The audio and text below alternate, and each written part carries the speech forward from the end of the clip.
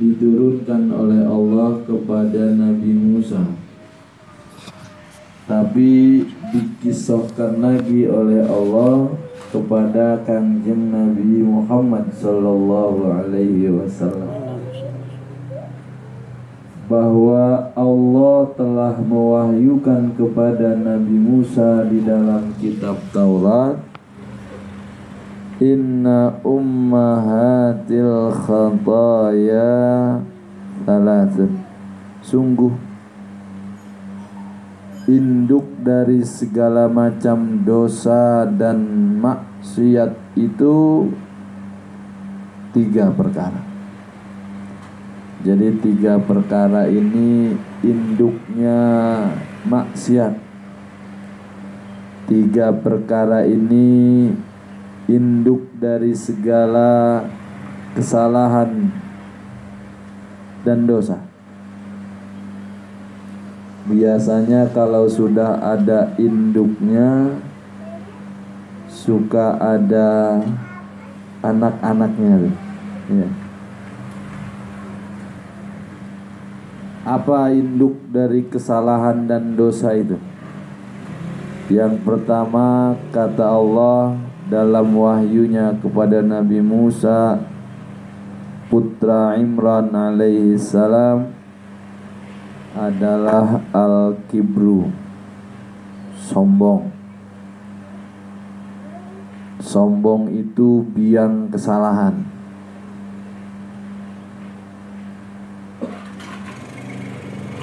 Merasa diri lebih baik dari orang lain.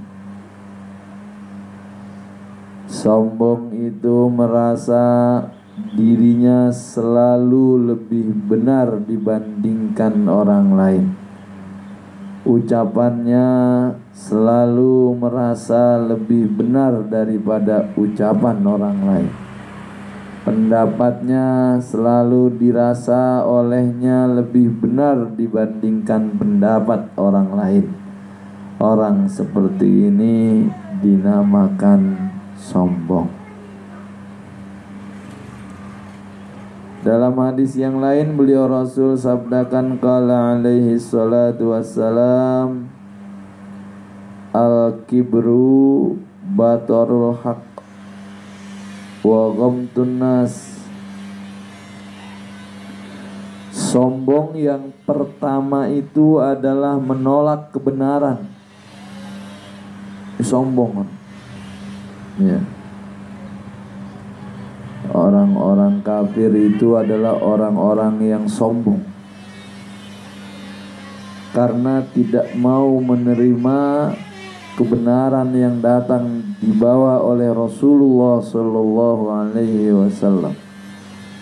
Fahum minal mutakabbirin.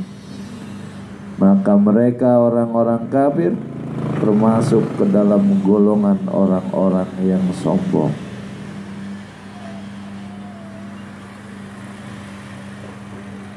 Atau ada orang sudah alhamdulillah menjadi mukmin karena lidahnya sudah mengatakan asyhadu alla ilaha illallah wa asyhadu anna muhammadar, tapi sholat enggak, ngaji enggak.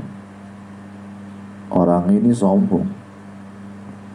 Walaupun mungkin di antara manusia dia terkenal sebagai pribadi yang santun. Kalau ngomong sopan gitu. Ketemu siapa senyum. Tapi nggak mau sholat. Sombong orang ini ya. Kenapa? Batarul haq. Dia menolak kebenaran. Yang kedua, sombong itu wagomtun nas, menganggap remeh manusia, menganggap kecil orang lain. Kalau kata Syekh Nawawi Al-Bantani At-Tanara, yang namanya sombong itu man nazara ila nafsihi bi'ainit ta'zim wa ila ghairihi bi'ainil istisghar.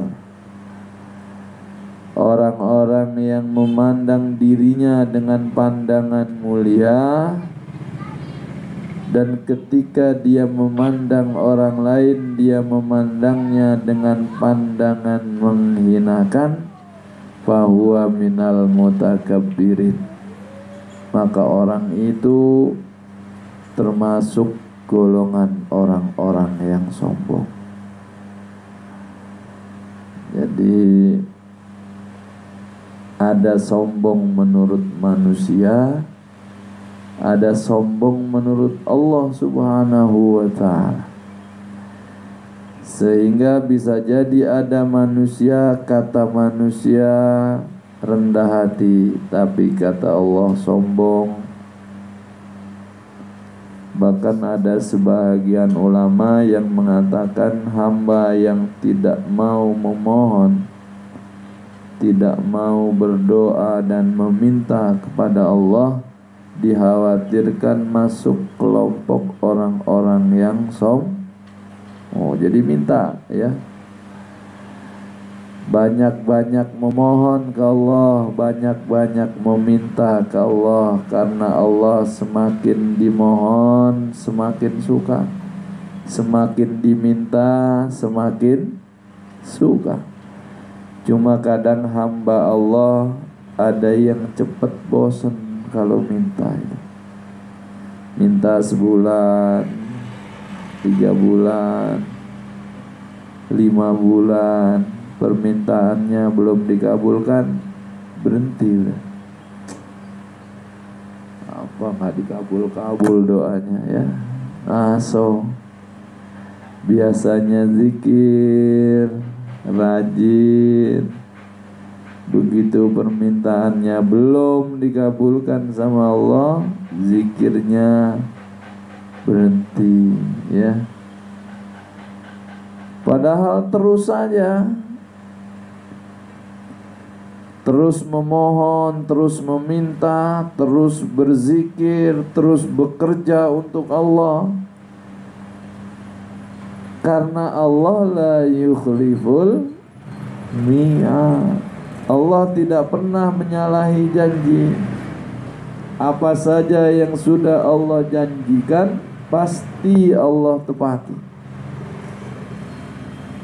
Cuma kadang kita selalu merasa lebih pintar dari Allah, karena kita sering mengatakan ini mestinya begini gitu, mestinya ini seperti ini baru beres. Siapa bilang ya beres atau tidak beresnya sesuatu itu tidak mengikuti keinginan dan kehendak kita. Beres dan tidak beresnya sesuatu itu mengikuti keinginan dan kehendak Allah.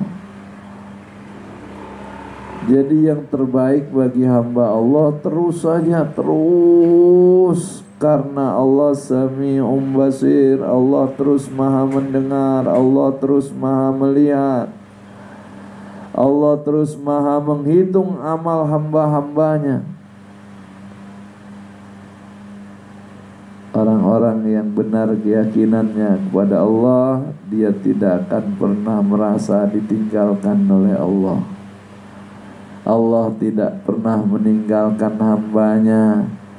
tapi hambanya yang berlari meninggalkan Allah, sehingga timbullah gelisah,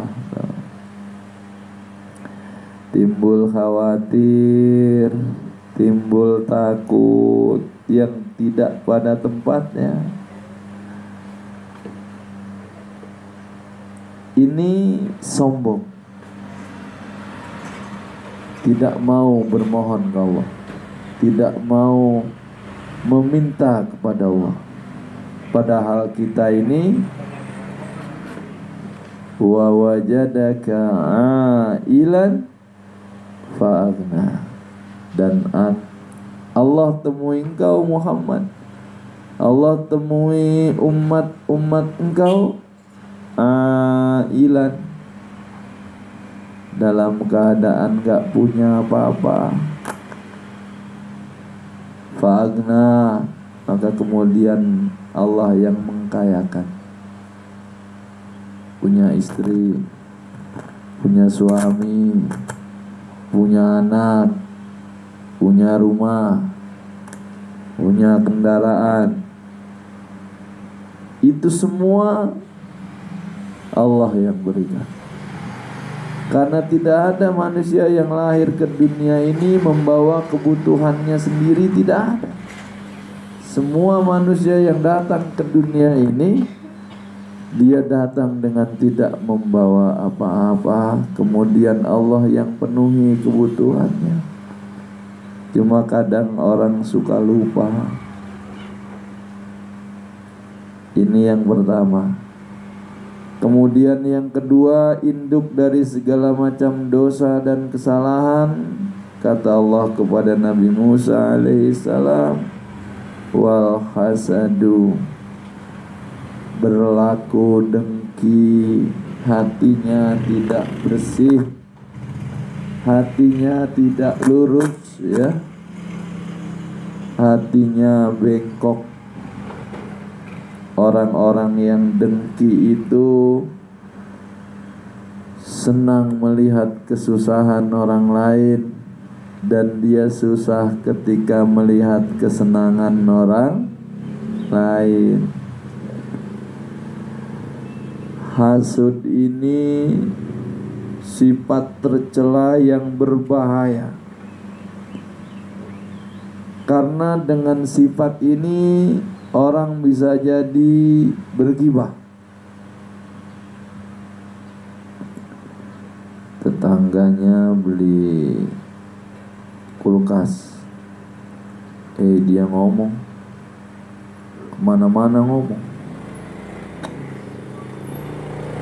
kulkas gitu aja saya jangankan beli, dikasih aja saya nggak mau, ya.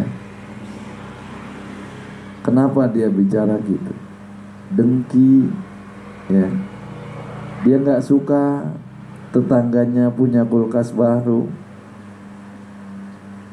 Dia berharap kulkas itu hilang dari tetangganya, baru dia senang. Ngomong kemana-mana aja. Kulkas zaman dulu itu,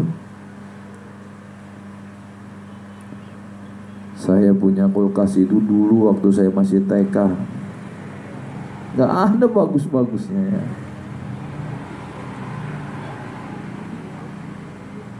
Tetangganya beli motor, ngomong lagi, sampai angsurannya dia tahu,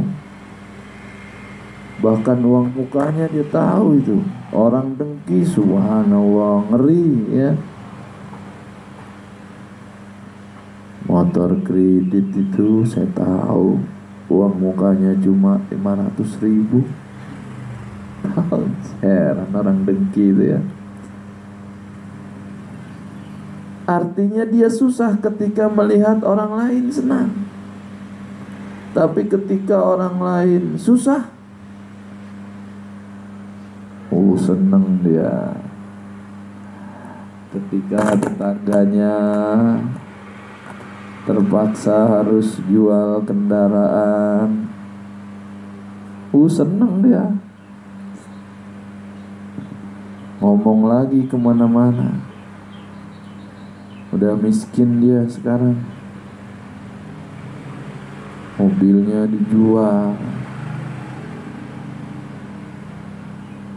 Bentar lagi juga rumahnya dijual. Gitu ya. Ini orang hatinya dengki. Dalam keterangan yang lain dikatakan la rohata lil hasud. Orang dengki itu gak pernah istirahat. Otaknya mikir aja ngomong apa lagi besoknya. Ya, itu. Sampai tetangganya makan cuma pakai teri doang, dia tahu juga. Sekarang udah susah banget dia, makannya aja cuma teri doang. Tahu dari mana dia ya? Nah, ini bahaya. Ini induk dari segala macam dosa dan kesalahan. Ghibah, fitnah bisa lahir dari sebab dengki. Sehingga Sayyidina Muawiyah, putra dari Abu Sufyan radhiyallahu anhuma, beliau katakan laisa fi khisalis syarri a'dalu minal hasadi.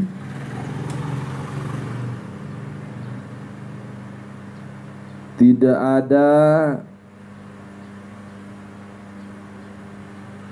ketika ditimbang, ketika diperbandingkan kejelekan, tidak ada yang jeleknya melebihi dengki, nggak ada.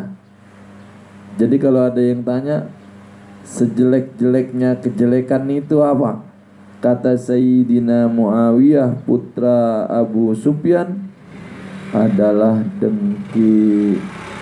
Ya. Sehingga saking bahayanya dengki ini, kata Sayyidina Muawiyah, yuqtalul hasid qabla ayyasila ilal maksud. Baiknya orang yang dengki-dengki itu dibunuh saja, kata Sayyidina Muawiyah, sebelum dia berbuat dengki kepada yang lain. Kenapa? Karena dengki ini membuat kehidupan sosial masyarakat jadi bergejolak. Ada orang yang perih hatinya, ya, gara-gara sifat dengki. Ini induk dari segala macam dosa dan kesalahan yang kedua. Yang pertama adalah sombong, yang kedua adalah dengki. Dan yang terakhir,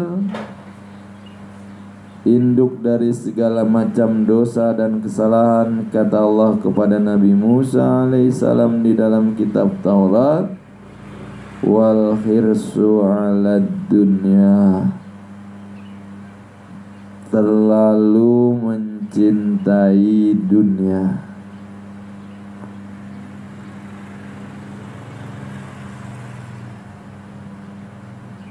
Kenapa orang bisa berlaku curang? Kalau nimbang untuk jual, dikurangi timbangan, ya.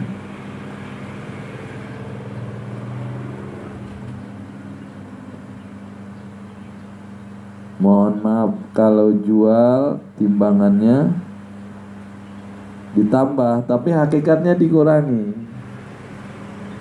Tapi kalau beli dikurangi, tapi hakikatnya bertambah.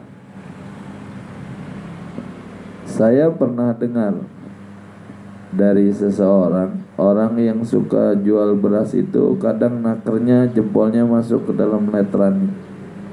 Ini, jadi jempolnya masuk sini. Dia nyerang 1, 2 gitu. Cepat ini. Si jempol ini masuk ke dalam literan, sehingga ada bagian literan yang tidak terisi beras karena terisi jempol. Dia berharap dengan begitu untungnya akan lebih Kenapa dia berlaku curang? Karena terlalu cinta sama uang, terlalu cinta sama harta. Atau ada orang yang nimbang sesuatu. Biasanya kalau kita beli sesuatu di pasar 1 kilo, kemudian kita timbang lagi di rumah, jarang 1 kilo pas. Buah kek, ikan kek, daging kek, ya, jarang. Sana kita timbang buah ini 2 kilo, begitu di rumah kita timbang benar, hanya ada 1,7, ya, yang 3 ounce-nya hilang. Ini kan perilaku curang yang timbul karena terlalu cinta terhadap harta, terlalu cinta terhadap uang, sehingga berani melakukan dosa dan kemaksiatan. Padahal kecurangan-kecurangan yang dia lakukan satu waktu nanti akan dibalas oleh Allah Subhanahu wa ta'ala, ditambah dengan dendanya, ya. Kalau dia mengambil dengan cara yang zalim harta orang lain dengan nilai 10, satu waktu nanti Allah akan keluarkan dari hartanya 10 ditambah dengan dendanya. Dan itu pasti. Jadi jangan pernah berlaku curang dalam bentuk apapun. Timbangan, literan, ya, kiloan, itu jangan pernah. Atau pekerja harusnya masuk jam 7:30 atau jam 8 pagi harus sudah masuk. Dia masuk jam berapa? Jam 9. 1 jam itu ya harus dia pertanggungjawabkan nanti di hadapan Allah. Atau waktu pulang itu jam 5, tapi baru 4:30 dia pulang. Setengah jam ini kecurangan yang harus dia pertanggungjawabkan di hadapan Allah Subhanahu wa ta'ala. Jadi kejelekan yang menjadi induk dari kesalahan dan dosa yang terakhir adalah terlalu cinta terhadap dunia. Orang-orang yang dirinya na'udzubillah sudah terkena induk dari segala dosa dan kesalahan ini akan melahirkan sifat-sifat tercela yang lain. Oleh karenanya jangan sampai di diri kita tumbuh sifat-sifat tercela yang lain. Hindari yang 3 perkara ini. Jauhkan sifat takabur, jauhkan sifat dengki, jauhkan sifat terlalu cinta terhadap dunia. Bismillahi tawakkaltu 'alallah wala haula wala quwwata illa billahil aliyil azim. Hadirin hadirat jamaah sekalian rahimakumullah. Rasanya sore ini itu saja yang bisa saya sampaikan. Nih kalau saya lihat-lihat ini bapak-bapak sama ibu-ibu ini sama lemesnya ini. Bapak-bapak sama ibu-ibu ini sama bingungnya ya. Jadi saya cukupkan dulu sekian. Mudah-mudahan ini bermanfaat bagi saya pribadi dan bermanfaat bagi jamaah sekalian.